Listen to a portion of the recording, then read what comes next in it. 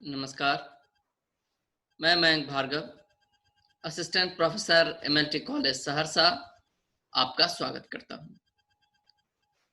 आज हम लोग पृथ्वीराज रासो में प्रयुक्त वीर रस की किंचित चर्चा करेंगे, जो स्नातकोत्तर हिंदी सेमेस्टर 1 सीसी 4 का अंश है। पृथ्वीराज रासो हिंदी साहित्य के आदिकाल का बहुत प्रमुख ग्रंथ है और यह एक हिंदी का पहला महाकाव्य भी माना जाता है। तुम जानते हैं कि महाकाव्य में एक प्रमुख रस होता है, एक या दो, और बाकी अंगी रस होते हैं। यूं तो चंद्रबरदाई ने अपने इस ग्रंथ के अंत में लिखा कि रासौ असंभु नवरस सरस छंदु चंदु किय अमीयसम श्रृंगार वीर करुणा विभच भय अद्भुत संत सम। यानी कवि ने खुद कहा कि यह कृति जो है नव रसों से युक्त, अमृत के समान छंदों से युक्त है, जिसमें श्रृंगार, वीर, करुणा, विभत्स, भय, अद्भुत और शांत रस प्रमुखतः प्रयुक्त हैं। पर इन रसों में से दो रस बहुत प्रमुख रूप से उभर कर आए हैं। बल्कि कहें कि उस समय का जो परिवेश था, उस समय यही दो रस जीवन के मुख्य रूप थे। अपभ्रंश का भी एक छंद मिलता है, जिसका अर्थ है कि भाई यह जीवन बेकार है यदि गोरी को गले न लगाया और दुश्मन के गर्दन पर तलवार न रखी। नहीं, ये दो प्रमुख उद्देश्य थे तत्कालीन जीवन के, कि एक तरफ युद्ध भूमि में वीरता दिखाई जाए और दूसरी तरफ सामान्य जीवन में श्रृंगार पराकाष्ठा पर पहुंचे। और ये दो चित्रण उस समय के की रचनाओं में प्रमुख तौर पर मिलता है। तो पृथ्वीराज रासों में भी ये दो रस, वीर रस और श्रृंगार रस, प्रमुखता से उभरे हैं। आज के संवाद में हम लोग पृथ्वीराज रासों में प्रयुक्त वीर रस की थोड़ी चर्चा करेंगे। पृथ्वीराज रासों में जो वीर रस है वह मुख्यतः तीन संदर्भों में देखा जा सकता है। एक तो जो कैमास वध का प्रसंग है, दूसरा जयचंद पृथ्वीराज युद्ध का जो वर्णन होता है, वहां भी वीर रस का अद्भुत परिपाक है, और फिर इसको समग्रता मिलती है जब शहाबुद्दीन गोरी और पृथ्वीराज का युद्ध होता है। ये तीन प्रसंग हैं जहां वीर रस का परिपाक प्रमुखता से हुआ है।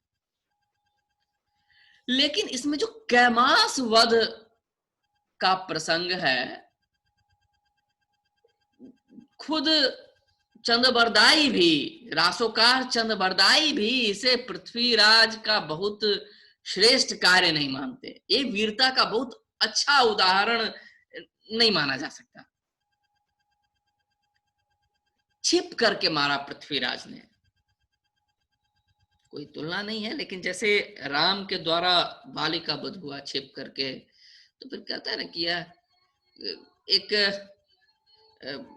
धब्बा है। धब्बा ना भी कहें तो यह एक ऐसा कार्य जो राम को देव चरित्र से उतारकर मनुष्यता के धरातल पर ले आता है। तो वैसे ही चंद्रबरदाई भी कैमास वध को पृथ्वीराज का बहुत अच्छा कार्य नहीं मानते, बल्कि वह कहते हैं कि जिस उंगली से पृथ्वीराज ने कैमास को मारा वह अधम अंगुली है। और फिर जब ग्रंथ के अंत में जब संवाद होता है चंद्रबरदाई का पृथ्वीराज से, तो वह कहता है कि जो कुछ तुमने कैमास के साथ किया था यह उसी का फल है। यानी चंद्रबरदाई भी कैमास वध को बहुत अच्छा प्रसंग नहीं मानते हैं, फिर भी जब वह प्रसंग आता है तो बहुत मनोयोग से उसका चित्रण करते हैं चंद्रबरदाई, जिसमें रौद्र रूप दिखाई देता है पृथ्वीराज का। अनुभवों के द्वारा इस रस का परिपाक जो हुआ है वह देखने योग्य है। कैसे दृष्टि में क्रोध दिखाई देता है। भरिगबान चौहान जान दूरी देव नागनर मठ्ठे दिठ रस डुलगे चुक्की निकर ये एक सर। एक वाण से ही तमाम कर दिया उसने। पर पटरानी ने 2 बाण और दिए और ललकारा उसे, और तब पृथ्वीराज की बाणावली तड़तड़ा कर कैमास को भूलुंठित कर देती है। उभय बाण दिय हथ पट्ठे पामारिय पचारिय बानावरी तटकंती घुटित घर धरणी आधारिय। एकदम धरती पर वह आधारित हो गया। तो इस प्रकार उस समय भी पृथ्वीराज के वीर रूप का चित्रण किया है चंद्रबरदाई ने। फिर दूसरा उदाहरण हम देखें, जब जयचंद के साथ युद्ध होता है। जयचंद ने प्रस्ताव दिया था अधीनता स्वीकार कर लेने का। जयचंद राजसूय यज्ञ करना चाहते थे, परंतु पृथ्वीराज के दरबार में जब यह दूत या संदेश लाया तो नकार दिया गया इस प्रस्ताव को, और कहा गया कि यह पृथ्वीराज जब तक जीवित हैं तब तक कोई दूसरा राजसूय यज्ञ कर ही नहीं सकता। और तब पृथ्वीराज को अपमानित किया जयचंद ने। पृथ्वीराज की एक स्वर्ण मूर्ति द्वारपाल के रूप में रख दी अपने दरबार में उसने। और दूसरा कारण यह था कि जयचंद की बेटी संयोगिता पृथ्वीराज से प्रेम करती थी। पृथ्वीराज को यह समाचार मिला था कि या तो वह पृथ्वीराज का वर्ण करेगी अथवा प्राणांत कर लेगी। तो इन दोनों कारणों से पृथ्वीराज ने आक्रमण करना चाहा जयचंद पे। साथ में चंद्रबरदाई थे और 100 राजपूत योद्धाओं को लेकर वह कन्नौज की ओर रवाना हुआ। और इस चलने का वर्णन किया है चंद्रबरदाई ने कि राजा जब चल रहे थे और जो धूल उड़ रही थी वह एक नए आकाश की सृष्टि कर देती है। और वो जो 100 राजपूत ऐसे वीर थे कि एक राजपूत 1-1 लाख के बराबर थे।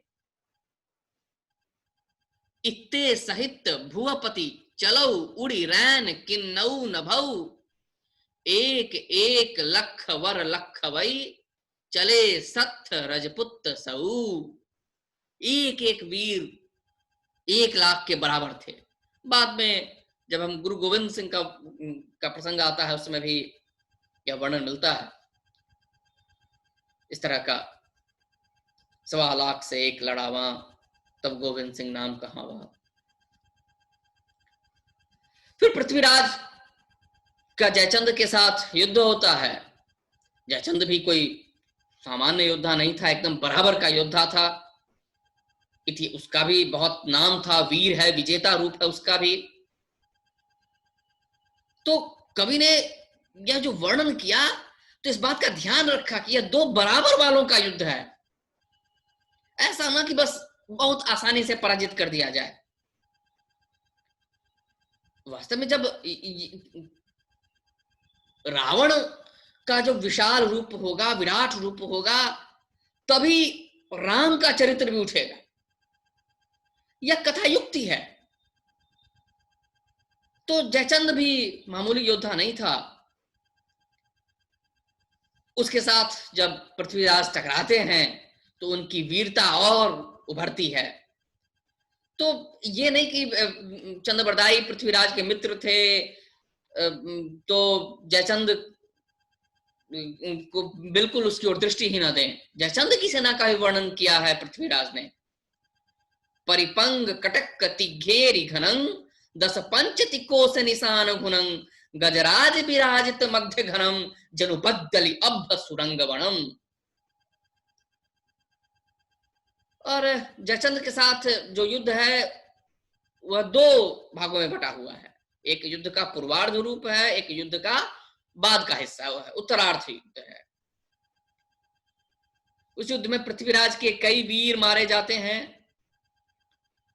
स्वयं पृथ्वीराज पर भी निशाना लगाया जाता है, पर संयोग से वो बच जाते हैं, चोट उन्हें नहीं लगती है। चढ़ऊ सूर मध्यानंग पंगु परतंग गहन किया खुर तखेह खह मिलित श्रवण सुनिजय सुलिय तब नरेंद्र जंगलीय कोह कड्डिय सुशंक अस धर धुमिल धुंधलीय मन बद्दल द्वितीय ससी। था जब सूर्य मध्यान्ह पर चढ़ गए तो जयचंद ने पृथ्वीराज को पकड़ने की प्रतिज्ञा की। खुरों से धूल आसमान में मिल गई, चारों ओर से लिया लिया का शब्द सुनाई दे रहा था। तब उसने क्रोध पूर्वक तलवार निकाली अपनी, और उसकी वह तलवार द्वितीया के चंद्रमा की तरह चमक गई। और तब पृथ्वीराज के सामंत पृथ्वीराज से आग्रह करते हैं कि आप दिल्ली की ओर बढ़ें, तब तक हम लोग जयचंद को रोकेंगे। चंद्रबरदाई भी इसका समर्थन करता है, यद्यपि पृथ्वीराज बहुत इससे सहमत नहीं थे, पर चंद्रबरदाई ने उन्हें समझाया, वीरतापूर्ण नीति का उपाख्यान किया कि वीर का मंगल मृत्यु में है और गीदड़ का मंगल भागने में। हम लोग वीर हैं, हम लोग यहां टिके रहेंगे, आप इस कार्य को करें। वायु का मंगल मार्ग पाने में है और धरती का मंगल जल से परिपूर्ण होने में है। अतः हे वीरों से ललकारा कि हे वीरों, अपने स्वामी के लिए अपने शरीर को कटवाओ, दान दो शरीर का, क्योंकि मंगल का द्वार मरण ही है। और सबको ललकारते हुए उसने कहा कि इस रण क्षेत्र में कन्नौज पति से युद्ध करो और सामने मरण को मंडित करो, मृत्यु को वर लो। सूर मरण मंगलीय, वीर का मंगल मृत्यु में है, श्याल मंगल घरियाय, और गीदड़ का मंगल भागने में है।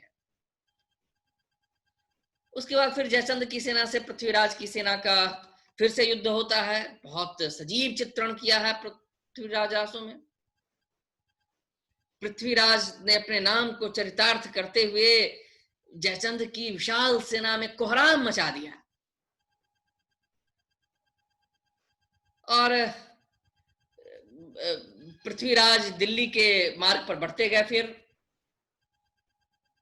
इधर युद्ध में धरती घोड़ों की खुरों से फूट रही थी, घोड़ों की लार सैनिकों के सिर पर गिर रही थी, तलवार से शत्रुओं के सिर काटे जा रहे थे, खोपड़ियां खड़खड़ा रही थी, खून की धारा इतनी बही, कीचड़ हो गया, इतना इतना खून निकला कि उस कीचड़ में हाथी भी धंस जाते थे।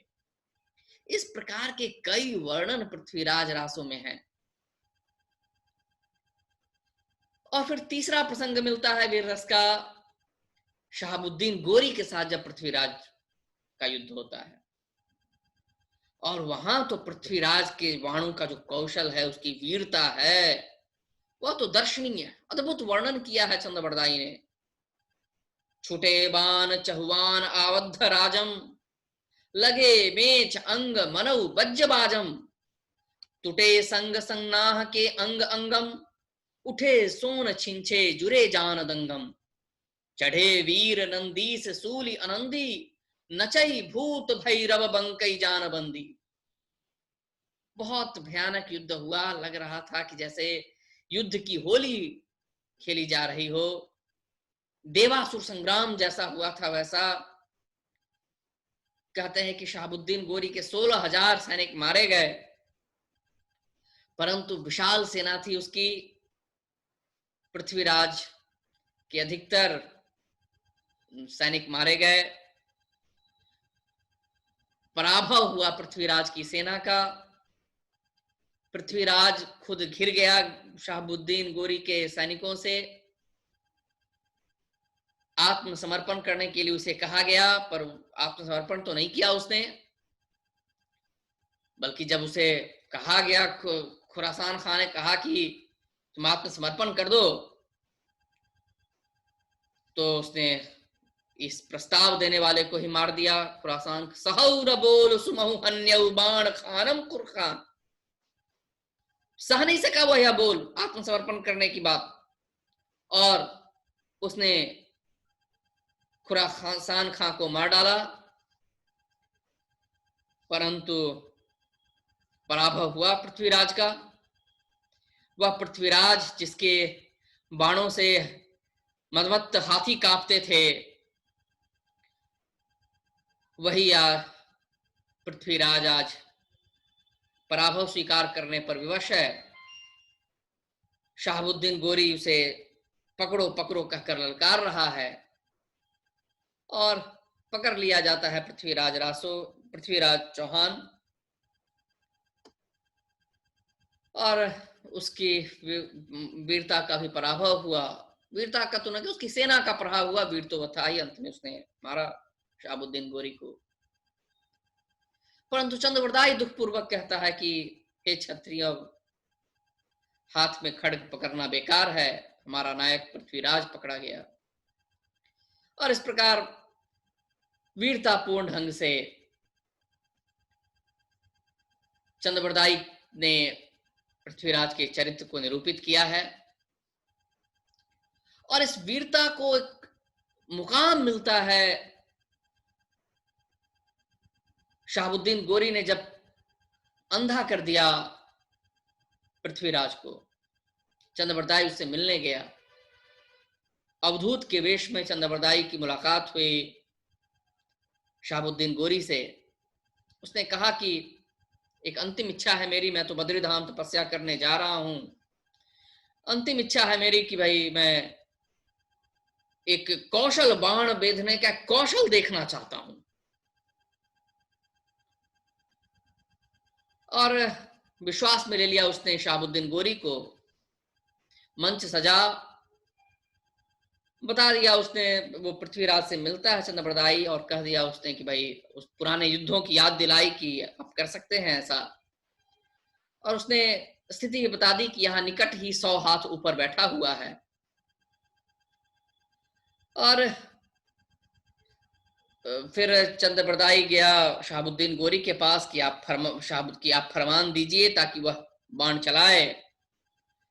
और जैसे ही फरमान दिया, 3 फरमान दिए, भयउ एक फुरमान एक बानह गुण संधौ, सोई सबद्ध अरुबाण अंग अग्ग अग्गई खलबंदौ, भयउ बीय फुरमान खंची रख्यउ श्रवण पर, तीयउ सबद सुनंत सुनऊ सुरतान पर उधर, लगी दसन रसन 10 रंधियउ, बिहु कपाट बंधे सघनम, धरि परऊ साहि खाम पुक्करऊ भयऊ चंद राजहि मरणम। यानी पहले फरमान में पृथ्वीराज ने संधान कर लिया, प्रत्यंचा खींच ली, और जैसे तीसरा फरमान हुआ, आवाज आने लगी कि सुल्तान तो भूलुंठित हो गया, मार दिया उसने शहाबुद्दीन गोरी को। इस प्रकार जो अंत दिखाया और उसके बाद चंद्रबरदाई और पृथ्वीराज ने एक दूसरे को मार दिया ताकि शत्रुओं के हाथ न पड़े। तो इस प्रकार जो अंत दिखाया वह भी एक बहुत वीरतापूर्ण अंत दिखाया कि शहाबुद्दीन गोरी को इस प्रकार मार दिया।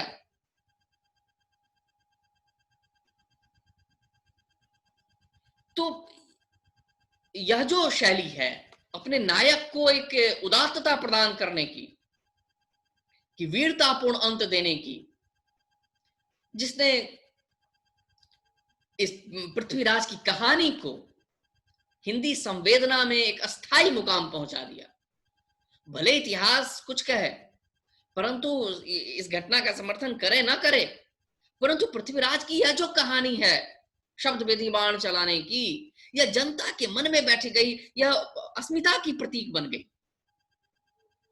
यह अपनी अस्मिता की पहचान बन गई।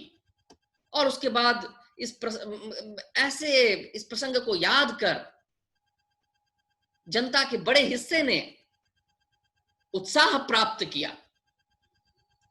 तो इसका जो इस प्रकार के प्रसंग जो है उससे पता चलता है कि पृथ्वीराज रासो में वीर रस का अप्रतिम वर्णन है। और इस वीर रस का जो वर्णन है उसमें चंद्रबरदाई की जो भाषा है वो आप देखेंगे कि अधिकतर महाप्राण व्यंजन, द्वितीय व्यंजनों का प्रयोग है। पूरा युद्ध का वातावरण जीवंत कर दिया है उसने। और इसलिए हजारी प्रसाद द्विवेदी ने इसकी विशेषता बताते हुए कहा कि इसमें अनुकूल ध्वनियों का ऐसा समंजस विधान है कि देखते ही बनता है। चंद इस कला में निपुण हैं, बल्कि यह कहना चाहिए कि वे इस कला में जरूरत से ज्यादा महारत हासिल कर चुके हैं। युद्ध के प्रसंगों में तो वे लाठी लेकर शब्दों को पीट पीट कर इस योग्य बनाते हैं कि वे युद्ध की ध्वनि उत्पन्न कर सकें। और हजारी प्रसाद द्विवेदी ने चुटकी लेते हुए कहा कि यदि किसी शब्द का हाथ पैर भी टूट जाए तो उन्हें कोई परवाह नहीं है।